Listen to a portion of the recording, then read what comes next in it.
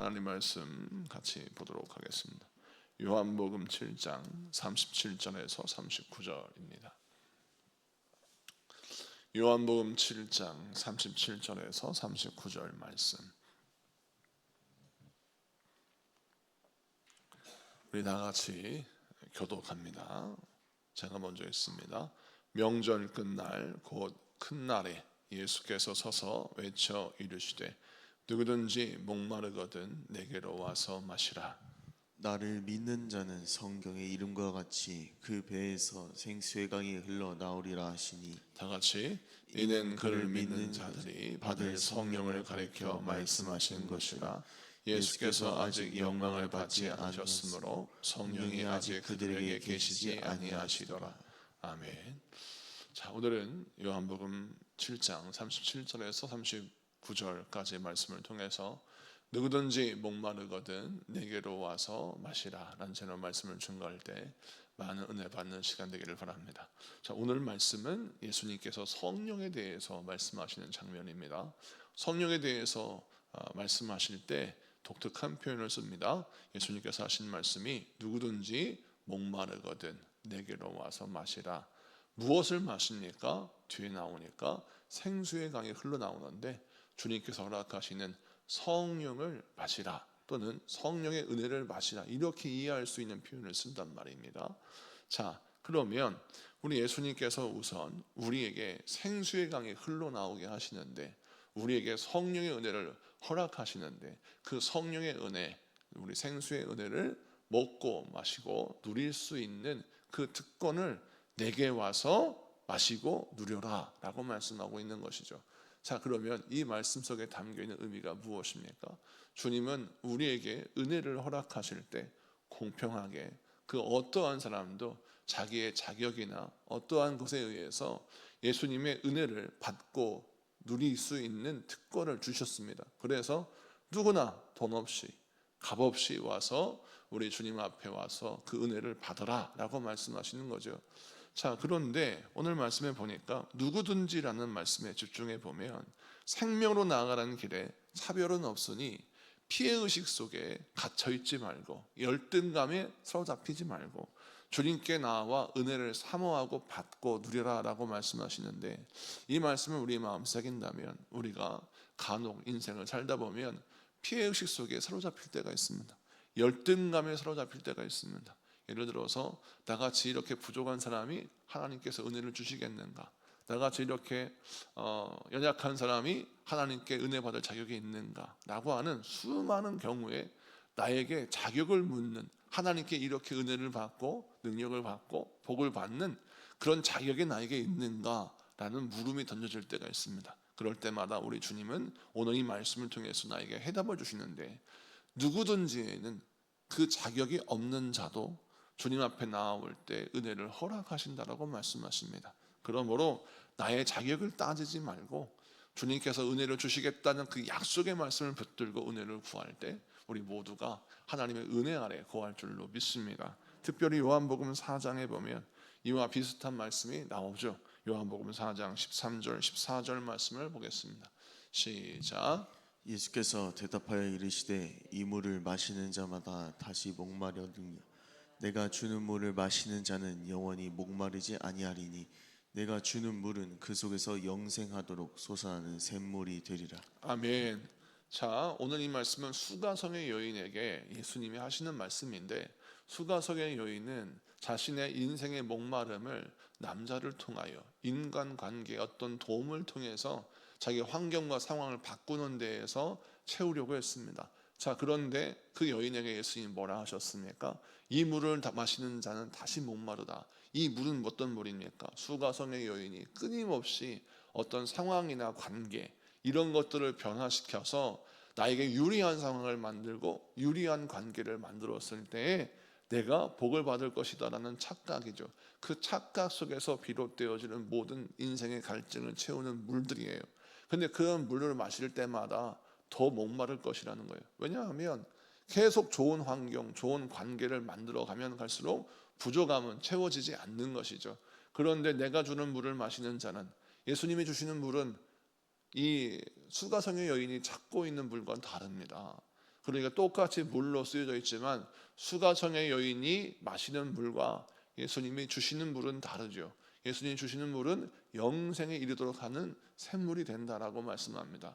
영생에 이르는 샘물, 그것이 성령입니다. 성령의 은혜죠. 그래서 오늘 말씀을 통해서 살펴볼 수 있으니까, 자, 누구든지 내게 와서 마셔라 라고 말씀하십니다. 이 마셔야 할 물은 성령의 물이요, 영생에 이르는 물이요, 예수님께서 우리가 허락하시는 성령의 은혜라는 것입니다. 자, 이 은혜를 받으면 세상에 목말라 하지 않고 오히려 우리 인생 속에서 하나님이 허락하시는 귀한 복이 우리에게 흐른다라는 것입니다. 자, 그래서 38절에 이렇게 말씀합니다. 요한복음 7장 38절, 우리 다 같이 읽습니다. 시작. 나를 믿는 자는 성령의 이름과 같이 그 배에서 생수의 강이 흘러나오리라 하시니. 아멘. 그래서 나를 믿는 자는 성령의 이름과 같이 그 배에서 생수의 강이 흘러나온다라고 합니다. 자, 그 배는 누구 배일까요? 자, 나를 믿는 자는 여기 있어요. 나를 믿는 자, 그러니까 예수 그리스도를 믿는 자의 배입니다. 예수님의 배에서 생수의 강이 흘러나오는 것이 아니라 예수를 믿는 자에게서 그 배에서 생수강이 흘러나온다는 것입니다. 자, 그러면 이 말씀은 어떻게 해석이 될까? 자, 예수를 믿는다는 것은 예수와 함께 연합한 자가 되는 것입니다. 예수와 함께 연합한 자가 되면 우리 예수님이 허락하시는 생수의 강이 나의 배에서 흘러나온다는 해석이 문자적인 해석입니다. 그러면 이 배는 무엇을 뜻할까요? 이 배는 헬라어로 코일디아라고 쓰여져 있는데, 이 코일디아라고 하는 말은 무엇이냐면 단순히 배만을 말하는 것이 아니라 하복부를 전체를 의미하는 겁니다. 코일디아란 말이. 그러니까 여성으로 말하자면 아이를 낳을 때 사용되어지는 생체 기간까지 다 포함하는 것이죠. 여러분, 여성이 아이를 뵐 때, 잉태할 때 코일디아 안에서 잉태하는 것입니다. 자, 그러면 남녀노소 다 할 거 없이 그 배라고 하는 이 하복부라고 하는 전체 생식 기간은 우리에게 뭘 설명하냐면 성령에는 어떤 생명이 잉태되는 것, 또 우리의 마음과 생각이 결정되는 것, 이렇게 인식을 하는 거예요. 그래서 코일디아라는 말이 카르디아라고 하는 마음과 동의어로 쓰일 때가 많습니다. 자, 그러니까 이것을 생각해 본다면 생명이 비롯되는 곳, 생명의 시작이 비롯되는 곳, 그곳이 배라고 인식을 하는 거예요. 자, 그러면 이걸 쉽게 설명하자면 성령이 어디에서부터 흘러나오느냐? 우리의 생각과 마음, 심령, 우리 영혼의 가장 중요한 곳에서부터 흘러나온다는 것입니다. 자, 그렇다면 우리가 예수님과 함께 동행하는 삶을 산다는 건 뭐냐면 우리의 생각과 우리의 모의 중요한 결정을 내리는 그 좌소에 예수님이 자리 잡고 계셔서, 예수님이 주인 되어 주셔서 내가 어떤 생각을 하고 내가 어떤 판단을 하고 내가 선택을 할 때 중요한 결정의 선택의 결정권자가 누구에 들어오냐? 예수 그리스도가 되어야 한다는 사실입니다. 예수 그리스도가 나의 모든 결정과 선택의 중요한 기준이 되어 주실 때, 그때 그 좌소에서 예수님이 나의 인생의 주인의 자리에 딱 앉아 계실 때 그 보좌에서 성령이 흘러나온다라는 겁니다.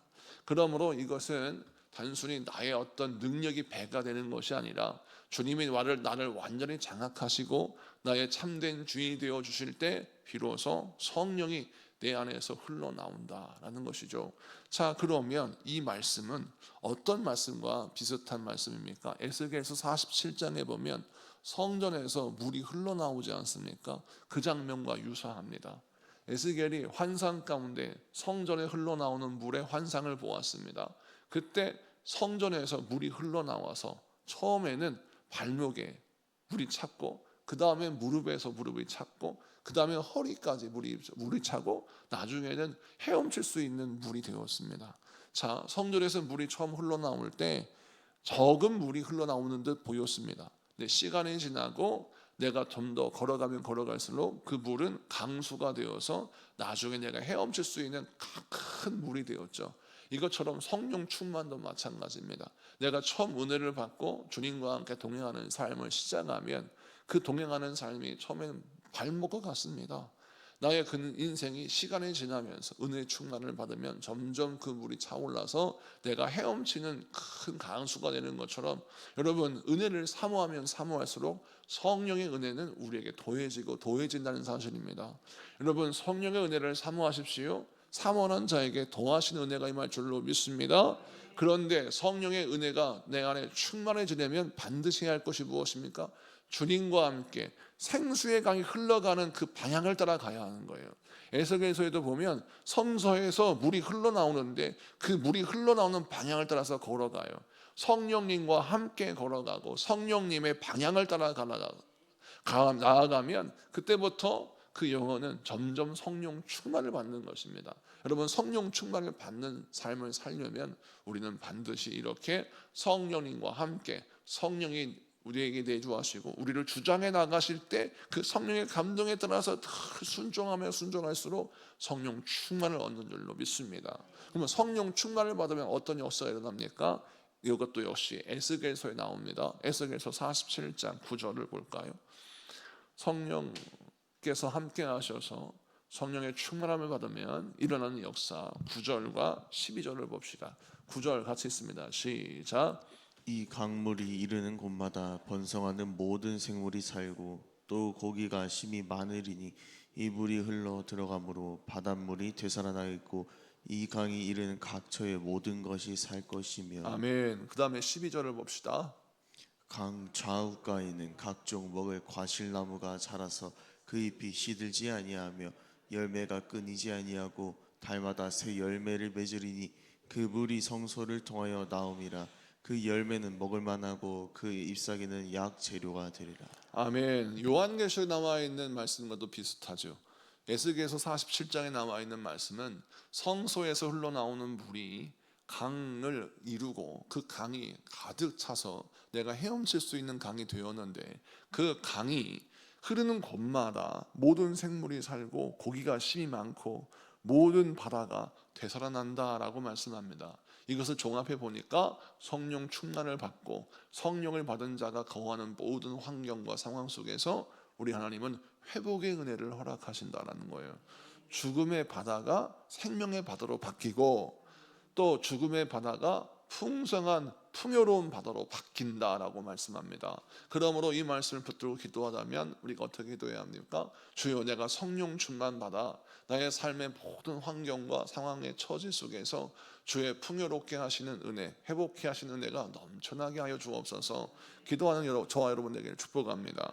12절의 말씀은 또 무엇을 명합니까? 달마다 열매가 있는 인생, 치유받고 회복되는 인생을 자세하게 설명하고 있습니다. 여러분 달마다 열매를 맺는 인생이 어떤 인생입니까?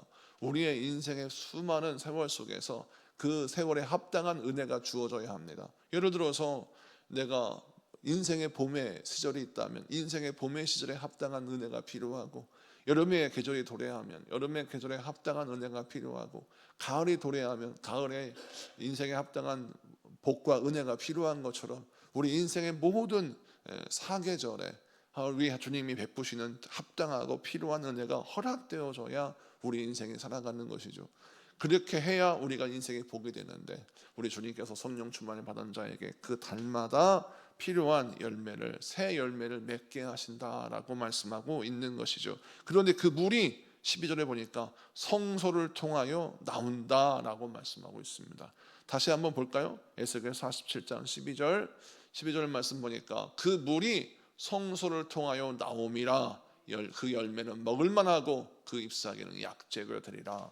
약재는 무엇입니까? 치유의 역사를 설명합니다. 그러니까 우리가 성소를 통하여 나오는 물을 받고 마시고 누리려면 어떻게 합니까? 성령 충만을 받아야 한다는 사실입니다. 자, 그래서 이 말씀을 가지고 우리가 어떻게 기도해야 합니까? 주님과 연합한 삶을 사는 자들은 주님께서 주장하시는 대로, 주님이 이끄시는 대로 우리가 인생길을 걸어가고 믿음의 삶을 살아가 성령의 충만을 받고, 그 성령의 충만함으로 어떤 사모함의 열매를 사모해야 되냐면, 주여, 내가 가는 곳마다 회복되는 역사가 일어나게 하여 주옵소서. 주여, 내가 가는 곳마다 주님과 함께 동행하는 삶을 삶으로 나의 인생의 사계절에 꼭 필요한 새로운 열매를 허락하여 주옵소서. 그 새로운 열매는 나도 살리고 나의 많은 영혼들을 살려낼 수 있는 그 은혜를 나에게 허락하여 주옵소서. 기도하는 여러분 되기를 축복합니다. 오늘 이 말씀 붙들고 승리하는 여러분 되기를 바랍니다. 우리 공동 기도문 같이 기도하겠습니다. 우리 같이 기도합니다. 시작. 하나님 아버지, 부족한 저희를 예수님께로 인도하시고 은혜의 생수를 마시게 하시니 감사합니다. 세상의 물로 갈증을 채우려는 삶을 내려놓고 주님께 나아가 말씀 안에서 참된 만족과 안식을 누리게 하옵소서. 성령의 충만함을 더하셔서 저희 심령의 생수의 강이 흘러넘치게 하시고 저희의 삶을 통해 예수님의 생명의 역사가 나타나게 하옵소서. 예수님의 이름으로 기도합니다. 아멘.